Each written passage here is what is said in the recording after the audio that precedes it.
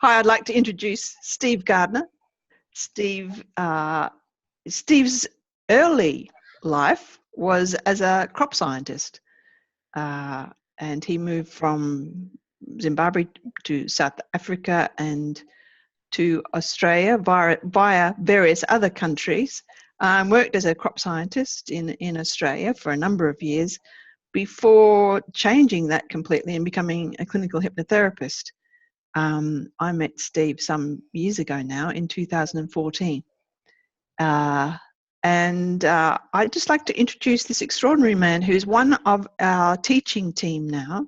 He's our chief mentor. He mentors students coming into the training for the Rich's Trauma Process Practitioner Training Program. Steve is an extraordinarily generous, intelligent, fabulous guy who's very involved in our TRTP practitioner community. And he has an interesting story, also in his early life, growing up in Zimbabwe, of course. There were the terrible terrorist wars, and Steve was conscripted into the army and into the SAS as a medic, and had extraordinary adventures there. By the end of that time, he had PTSD. Steve, tell us a little bit about, you were in Zimbabwe, grown up there, and the terrorist wars. Yeah. And how old were you when you were conscripted?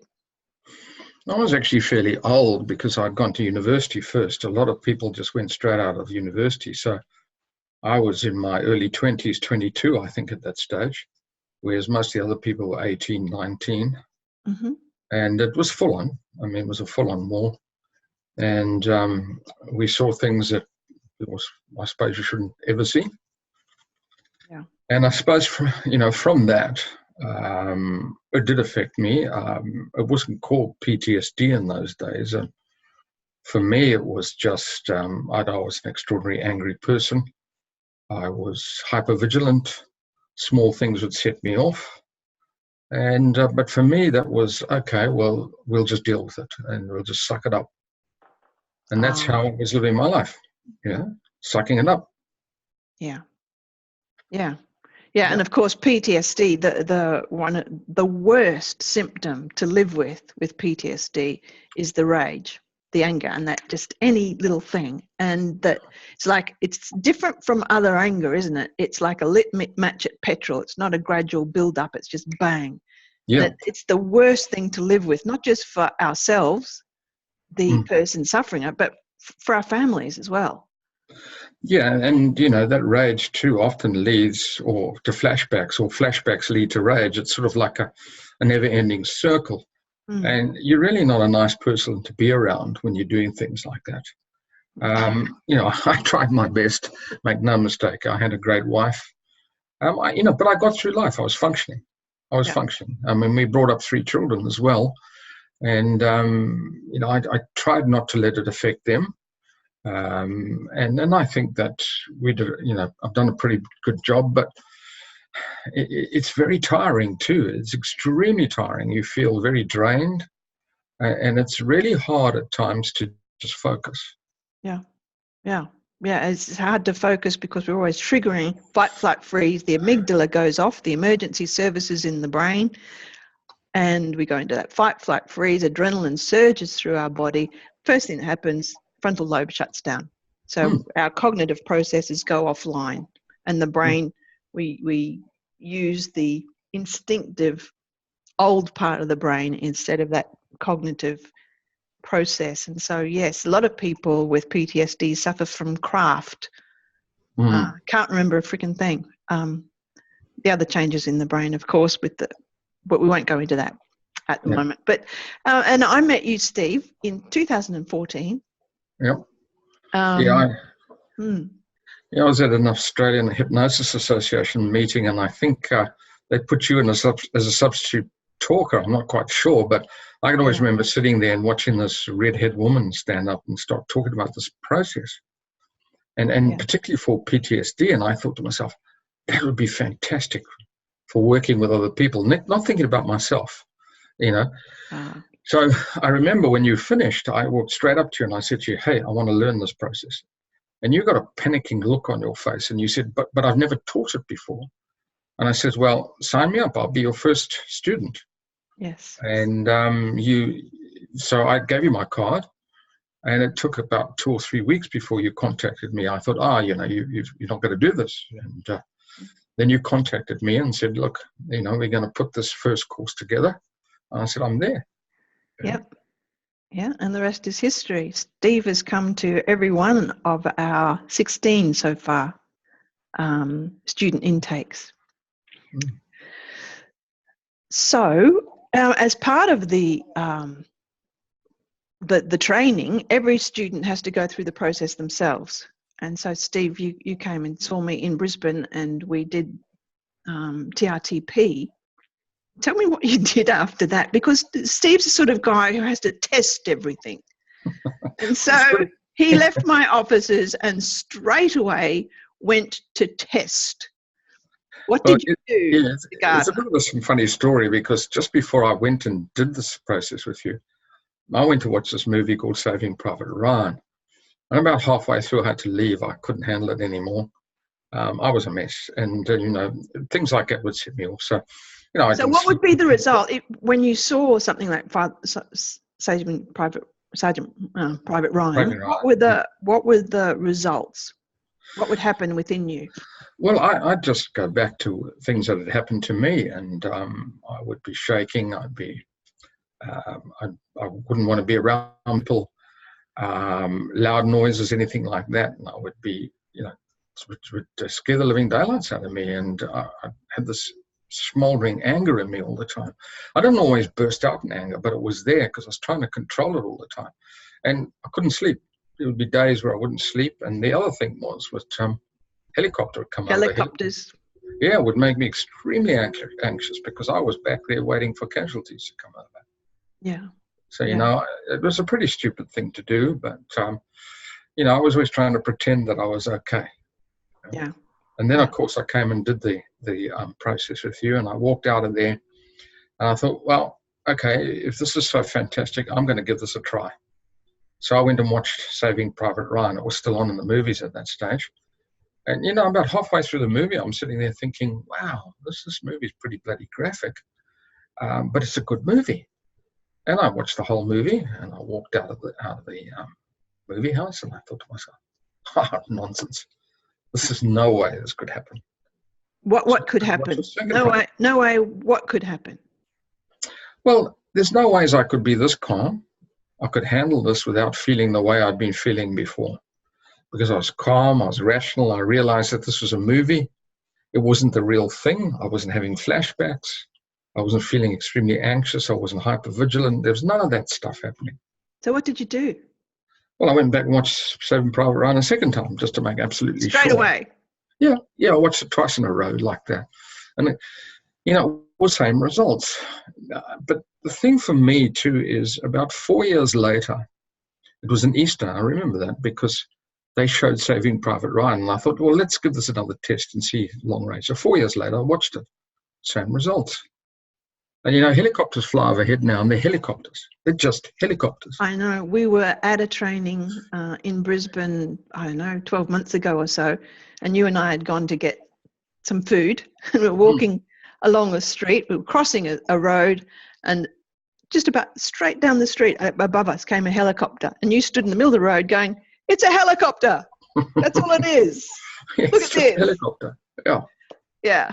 And but there's nothing there.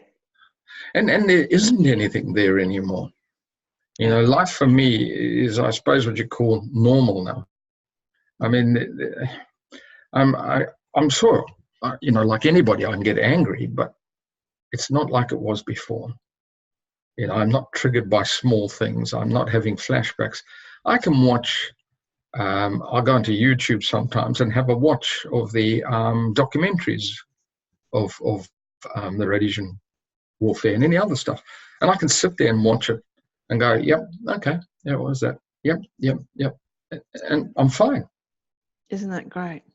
And how are your energy levels now? You were saying how exhausting it is to have PTSD. Absolutely. I mean, I'm getting to be quite old at this stage again, but I'm full of energy. It doesn't drain me. It does not drain me. I'm not constantly trying to keep something under. And what was interesting was that I bumped into a couple of old army mates of mine about a year or two ago. Mm-hmm. And we went to sit down in a restaurant, and one of them would not sit with his back to an open door. Yeah, of course. And I was just, well, anywhere you go, I don't care. Yeah. Because that's typical, isn't it?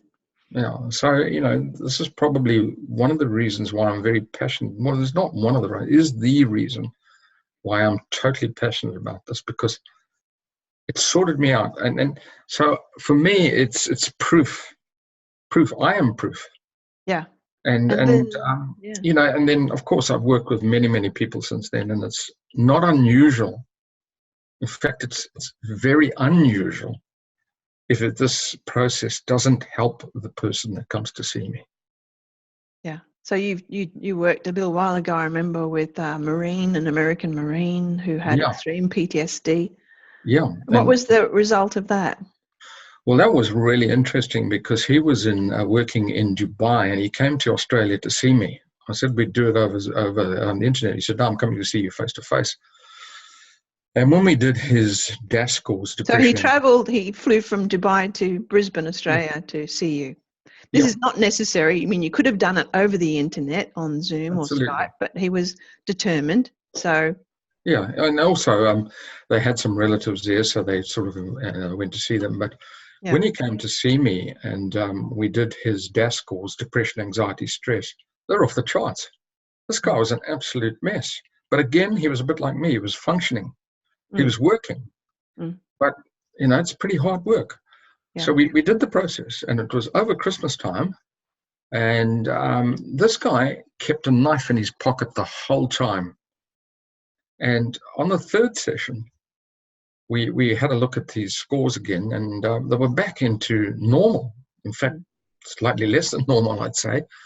And what he did was he reached into his pocket and he pulled the knife out and he said, "Here, you can have this. I don't need it anymore." And his wife, who was sitting there with it, said, "Well, can I have it? Because it's a pretty expensive knife." I said, "Yeah, go for it."